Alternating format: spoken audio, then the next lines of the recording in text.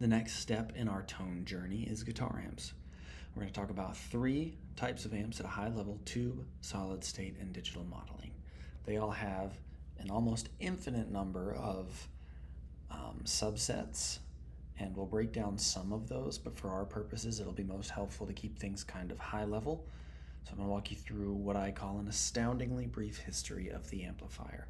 So the vacuum tube, that was invented, or at least patented, by someone named Lee DeForest in 1906.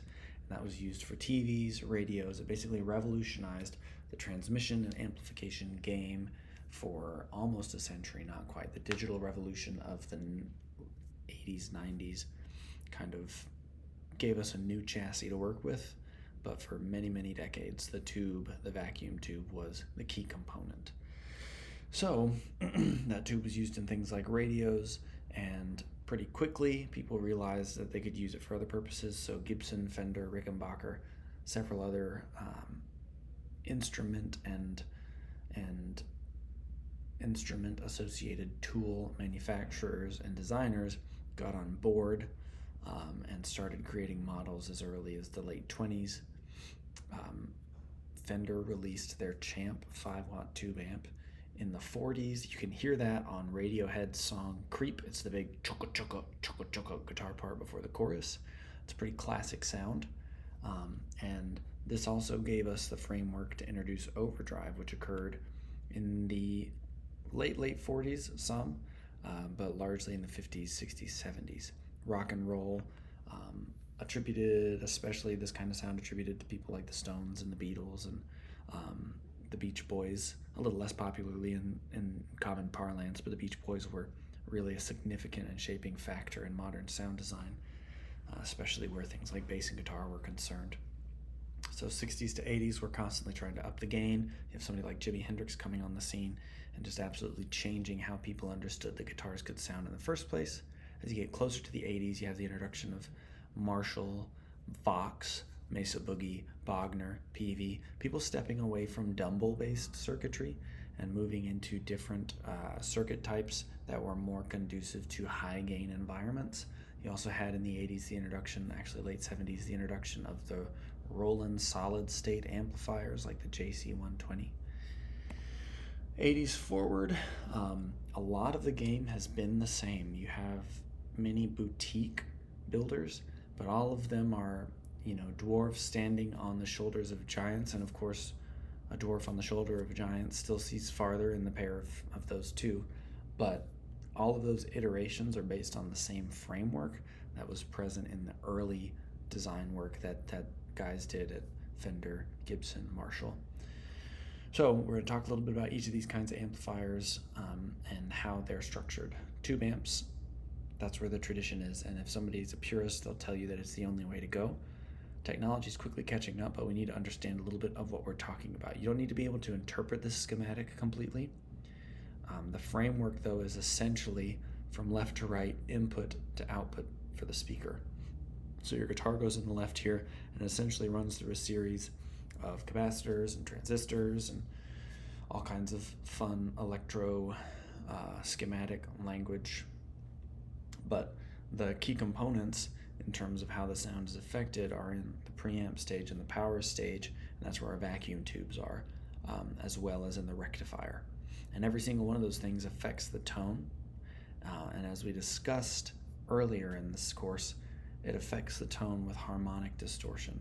So you're layering harmonic content on top of that fundamental sound, and the more you drive those tubes, the more rich that harmonic content becomes. Harmonic distortion exists in vacuum tubes. So when people are talking about the warmth, we're talking about the tone that you just can't get in other places, a big part of what they're talking about is that harmonic distortion. Solid state came along in the 70s, 80s, and that replaced tubes with transistors. So again, we're looking at a schematic here. You can see the flow is similar, but what's missing is the presence of any preamp vacuum tubes, power stage vacuum tubes, rectifier tubes. Those have all been replaced with transistors.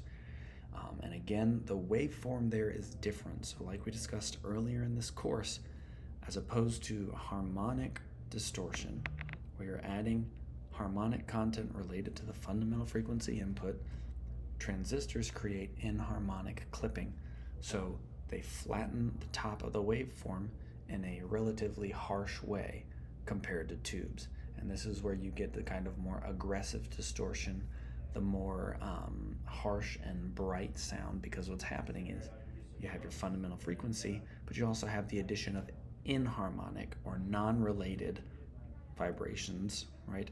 Inharmonic content being added on top of that, creating a new composite waveform that flattens out in harsh ways.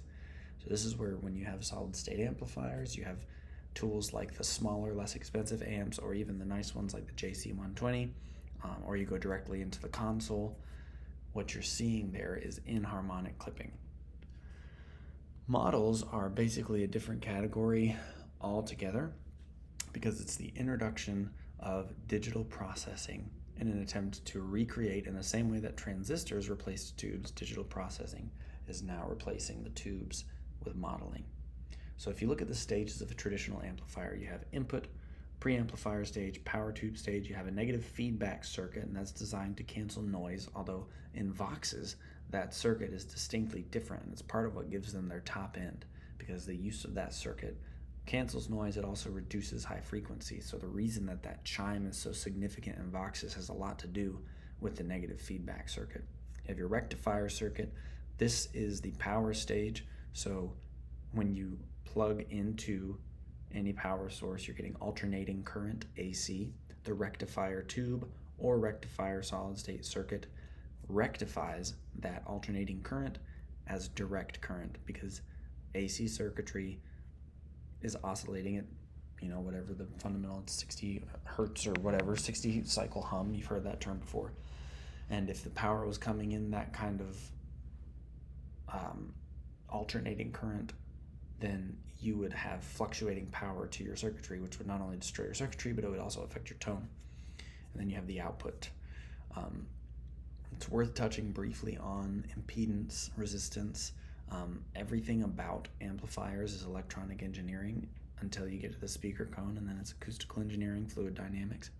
And there's a lot of detail associated with that, and that includes the impedance, or the sort of weight, you could almost imagine it, that cables and connectors can handle, and the weight, the impedance, or that the speaker can handle, because that's a magnet and a paper cone, right? And so you can mismatch those to get different results. You match them to get the intended result, if you will, at a manufacturing level.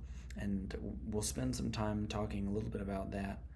But maybe the most important thing for you to note is that you need to be aware of the fact that when using any traditional amplifier or any traditional preamp and speaker setup, that resistance and impedance and amperage and voltage are all things you should be cognizant of, and you shouldn't carelessly or needlessly grab cables with mismatched ohms and plug them into the speaker and that amp value and hope that everything works out, because you can burn up your circuitry, you can damage your components, and you can also negatively affect your tone. So we can dive into that more. That's something that, if you want to explore it more deeply, you can do it on your own, and I can also take some time in a separate course and dive into that deeply. But the important thing here is that you understand all those mechanics are occurring, and that is contrasted to something like this, which is a modeling amp schematic, is dramatically different, right? So here you have an analog to digital converter. That's what that A/D is. And then you just have computer processing, and then you have a digital to analog converter, DAC, and your speakers. So this is why modeling has struggled to keep up with amplifiers in a traditional sense. Even I was fortunate to work with somebody, his name's Kent Wooten, and he taught me an enormous amount of what I know about music and engineering and tone. And he was an early adopter of modeling, and I became an early adopter as well. He used something called the Rocktron Chameleon, but he understood that a big part of the weakness in amp modeling was capturing what happens once the sound hits the speaker cone.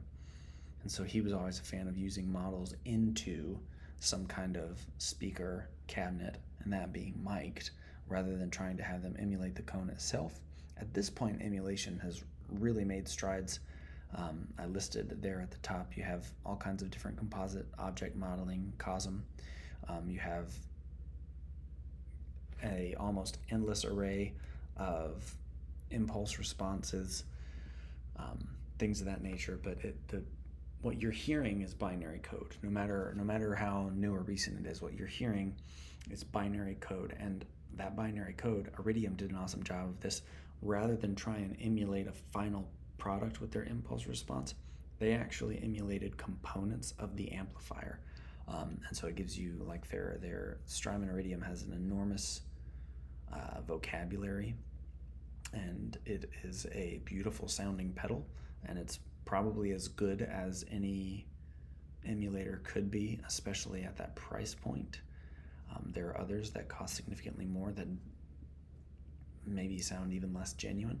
Fractal Audio is a leader in emulation of cabinets and amplifiers, but it's important to understand that what you're doing is a fundamentally different experience in terms of physics than when you're playing an amp.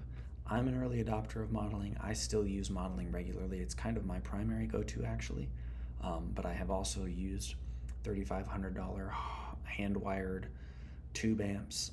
I love them. I have a small Tweed amp right now that I use, and it's important to understand that when you're playing a model, because of the complex nature of the electronics, of the physics, of the fluid dynamics surrounding moving air with a speaker cone and getting it into a microphone, to a diaphragm on a microphone, and having that transduced, it's important to understand that what's happening when you're playing a model is so fundamentally different. It's not that it can't sound good. It's not that it can't sound like a guitar. All of that can happen and does. But you need to know from an approach perspective that when you're playing a model, you should play it like a model, not like an amp.